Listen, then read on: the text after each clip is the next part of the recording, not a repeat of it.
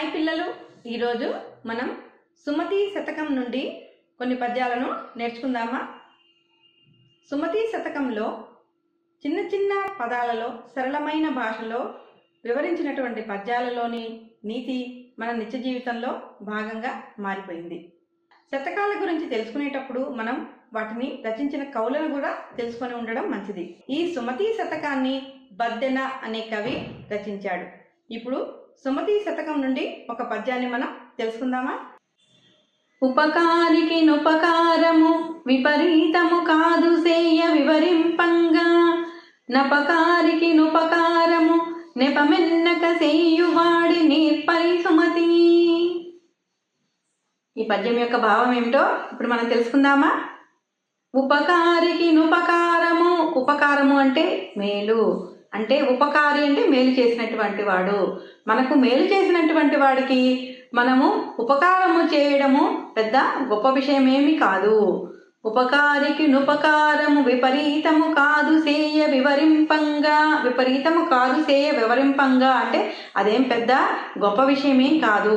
మనకు మేలు చేసినటువంటి వాళ్ళకి మనం తిరిగి మేలు చేస్తున్నాం, అదేం పెద్దగా గొప్పగా ఎంచవలసినటువంటి విషయం కాదు. కానీ నపకారికి నుపకారము, మనకు కీడు అపకారము చేసినటువంటి వాళ్ళకు కూడా మనము వాళ్ళు తప్పొప్పులు ఎంచకుండా నపకారికి నుపకారము నెపమెన్నక సేయువాడి నేర్పరి సుమతి అంటే వాడి నెపాలు అంటే వాడి తప్పులను ఎంచకుండా తిరిగి వాడికి మనము మేలు చేయాలి. అలా అపకారికి కూడా తప్పులు ఎంచకుండా సహాయం చేసినటువంటి వాడే గొప్పవాడని, ఈ లోకంలో అటువంటి వాళ్లే ప్రసిద్ధులని కవి ఈ పద్యం ద్వారా మనకి తెలియజేస్తున్నాడు. అంటే ఇతరులు ఎవరైనా సహాయం కోరినప్పుడు మనం వారికి సహాయం చేస్తూ ఉంటాం, మళ్ళీ మనకు అవసరం వచ్చినప్పుడు వాళ్ళు తిరిగి సహాయం చేస్తారు. ఇందులో పెద్ద విశేషమేమీ లేదు, ఎందుకంటే ఇది అందరూ చేసేదే. మనకు సహాయం చేసిన వారి రుణం తీర్చుకోవడం కోసం ఇలా చేస్తారు. అలా కాక మనకు అపకారం చేసిన వారికి ఎప్పుడో ఒకప్పుడు మన అవసరం వస్తుంది. అటువంటప్పుడు మనం వారు చేసిన తప్పును ఎత్తి చూపకుండా మంచి మనసుతో వారి తప్పులను మన్నించి వారు ఆపదలో ఉన్నప్పుడు తప్పకుండా సహాయం చేయాలి. అటువంటి వారే నేర్పరులవుతారని బద్దెన కవి ఈ పద్యంలో వివరించాడు. సుమతి శతకం నుండి మరొక పద్యాన్ని మనం నేర్చుకుందామా. లావు గలవాని కంటెన్ భావింపగ నీతి పరుడు బలవంతుండవు, గ్రావం వంత గజంబును మాపటి వాడెక్కినట్లు మహిళో సుమతి. ఇప్పుడు ఈ పద్యం యొక్క భావాన్ని మనం తెలుసుకుందామా. లావు గలవాని కంటెన్ అంటే బాగా లావుగా ఉన్నటువంటి వాళ్ళు, అంటే పుష్టిగా ఉన్నటువంటి వాళ్ళు. అంటే ఇక్కడ కవి యొక్క అర్థం ఏంటంటే లావుగా ఉన్నాడన్నటువంటి మాట కాదనమాట. శారీరక బలము అంటే బాగా దృఢంగా బలంగా అటువంటి వాళ్ళకంటే కూడా భావింపగా, మనము బాగా ఆలోచించి చూస్తే నీతిపరుడు బలవంతుండవు, నీతిపరుడే అంటే తెలివిగలవాడు అని కవి యొక్క భావం ఇక్కడ. అంటే శరీర బలం ఉన్నవాడి కంటే కూడా నీతిపరుడు అంటే తెలివిగలవాడే బలవంతుడుగా ఉంటాడని కవి యొక్క భావం. అది ఎలాగంటే గ్రావంబంత గజంబును, గ్రావము అంటే కొండ, గజము అంటే ఏనుగు, పెద్ద పర్వతమంత ఏనుగును కూడా మావటి వాడెక్కినట్లు మహిళో సుమతి, ఒక మావటివాడు తన అంకుశంతో అంత పెద్ద ఏనుగును కూడా అదుపులో ఉంచగలుగుతున్నాడు కదా. అలాగా తెలివిగలవాడు శరీర బలం లేకపోయినా సరే తన బుద్ధి బలంతో తన సమాజంలో గొప్పవాడిగా మెలగగలుగుతాడు.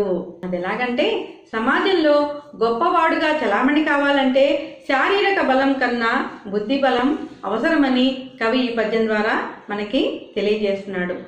అనగా శరీర బలం ఉన్నవాడి కంటే తెలివితేటలు ఉన్నవాడు అందరికంటే బలవంతుడు.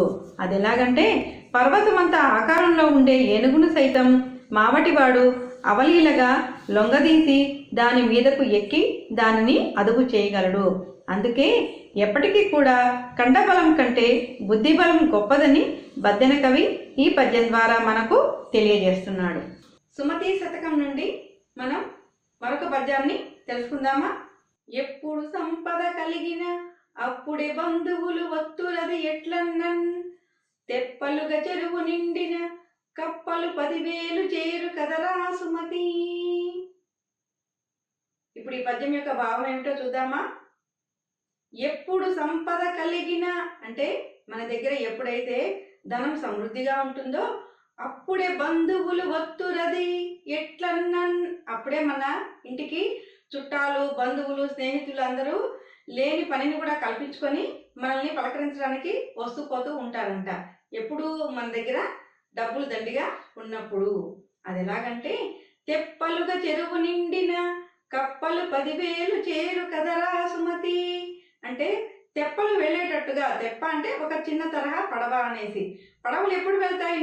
నీళ్లు దండిగా ఉన్నప్పుడే కదా చెరువులో పడవలు వెళ్ళేది. అలాగా తెప్పలుగా చెరువులు నిండిన అంటే తెప్పలు వెళ్లే విధంగా చెరువులో నీరు సమృద్ధిగా ఉన్నటువంటి సమయంలో కప్పలు కూడా దండిగా వచ్చి చేరతాయంట. నీళ్లు లేని చెరువులో కప్పలు ఉండవు కదా. అలాగే ధనం లేని వాడి ఇంటికి బంధువులు స్నేహితులు ఎవరు రారు. అలాగే చెరువులో నీళ్లున్నప్పుడే కప్పలు కూడా చేరుతాయి. అదే ఈ పద్యం యొక్క భావము. అంటే మనకు బంధువులు స్నేహితులు అన్న వాళ్ళు మన దగ్గర డబ్బులు సమృద్ధిగా ఉన్నప్పుడే మనతో రాకపోకలు పరామర్శలు అని చేస్తూ ఉంటారంట. లేని సమయంలో అసలు మన దగ్గరికి కూడా రారంట. మనం ఏమన్నా వాళ్ళని ఏమన్నా డబ్బు అడుగుతామేమో అన్నటువంటి భయంతో మన దగ్గర డబ్బులు లేనప్పుడు వాళ్ళు అసలు మనల్ని పలకరించరంట. అదే ఈ పద్యం యొక్క భావం. ఈ భావాన్ని మరొకసారి స్పష్టంగా తెలుసుకుందామా పిల్లలు. అంటే మన దగ్గర సంపదలు ఉంటే మన చుట్టూ బంధువులు చేరుతారు. అది ఎలాగంటే నీటితో నిండిన చెరువులో కప్పలు చేరినట్లు అని కవి ఈ పద్యం ద్వారా మనకి తెలియజేస్తున్నాడు. నీరు లేని చెరువులో కప్పలు చేరినట్లే డబ్బులు లేని వారి ఇంటికి బంధువులు స్నేహితులు రారని కవి ఈ పద్యం ద్వారా మనకు ఒక హితవును తెలియజేస్తున్నాడు. సుమతి శతకం నుండి మరో మంచి నీతి పద్యాన్ని మనం తెలుసుకుందామా. అప్పిచ్చువాడు వైద్యుడు నిప్పుడు నెడతెగక పారు నేరును ద్విజుడున్ చొప్పడిన యూర నుండుము చొప్పడనట్టి యూరు సొరకు ముసుమతి. ఈ పద్యం యొక్క భావాన్ని తెలుసుకుందామా. అప్పిచ్చువాడు వైద్యుడు అంటే కవి ఈ పద్యం ద్వారా మనము ఎలాంటి ఊర్లో నివసిస్తే మేలు అని మనకి తెలుపుతున్నాడు అనమాట. అప్పిచ్చువాడు వైద్యుడు అంటే ఏదైనా మనం ఒక ఊర్లో కనుక ఉంటున్నట్టయితే ఆ ఊర్లో మనకి అప్పిచ్చేటువంటి వాడు అంటే ఏదైనా మనకి కష్టకాలంలో మనకి డబ్బులు సహాయం చేసి ఆదుకునేటువంటి ఒక అప్పిచ్చేటువంటి వాడు ఉండాలంట. అలాగే వైద్యుడు మనకి ఏదైనా జబ్బు చేసినప్పుడు ఆ జబ్బును నయం చేసి మనకు స్వస్థతను చేకూర్చేటువంటి వైద్యుడు ఉండాలంట. అలాగే ఎప్పుడు ఎడతెగక పారు నేరును ఎప్పుడు ఎండిపోకుండా పారుతూ ఉండేటువంటి జీవనది కూడా ఆ ఊర్లో ఉండాలంట. మన నీటి అవసరాలను తీర్చేటువంటి జీవనది ఉండే ఊరు. అలాగే ద్విజుడు అంటే మన ఇంట్లో శుభకార్యమైన అశుభకార్యమైన మనకు దగ్గర ఉండి ఆ కార్యక్రమాలన్నీ జరిపించేటువంటి సద్బ్రాహ్మణుడు వీళ్ళందరూ ఉండేటువంటి ఊర్లోనే మనం నివసించాలంట. అవి లేనటువంటి అంటే అప్పిచ్చేవాడు ఒక మంచి వైద్యుడు నిరంతరం ప్రవహించేటువంటి నది మన ఇంట్లో శుభకార్యం అశుభకార్యం చేయించేటువంటి బ్రాహ్మణుడు ఇవి ఉండే ఊర్లోనే మనం నివసించాలి. లేని ఊర్లో మనం నివసించడం మంచిది కాదు అని కవి ఈ పద్యం ద్వారా మనకి తెలియజేస్తున్నాడు. రేపు మరో చక్కని నీతి పద్యాన్ని మనం తెలుసుకుందాం పిల్లలు. Bye children.